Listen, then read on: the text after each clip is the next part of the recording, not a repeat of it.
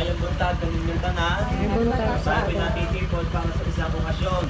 Okasyon ng pagpapasalamat sa ating ginagawang pagbabasbas. Ating pinapasalamatan ang buong may kapal.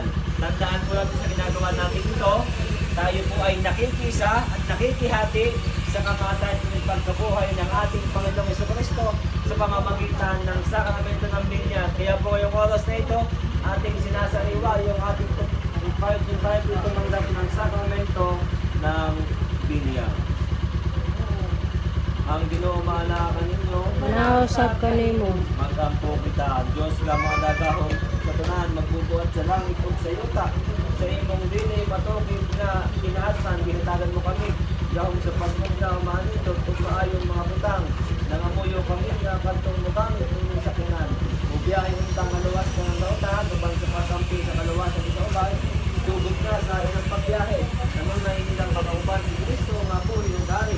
Uban kalimo, hangtod sa kahangturan.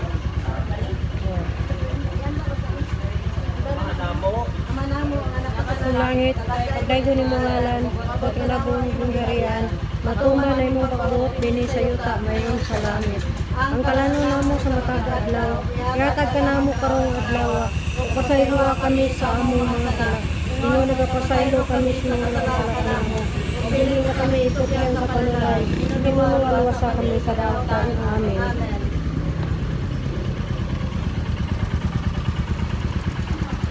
ang Ginoo sa kanunay, maguban ng tarin nyo, kung sa ilang katuloy, magpakitang sa inyong malakaw sa bagay na makapalimod kaniya.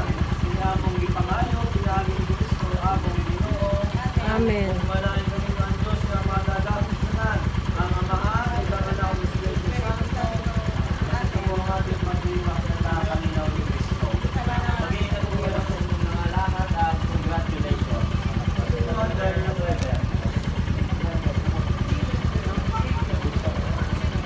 driver po, kamot lang, kamot.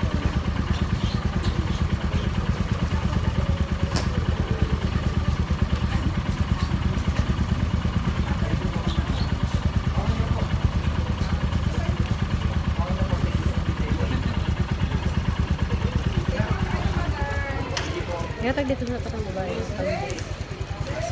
Siya.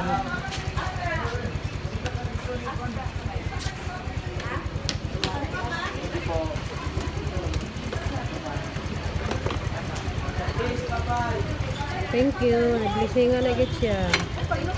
Kailan ba ka? Okay, ako. Ano mo na sila?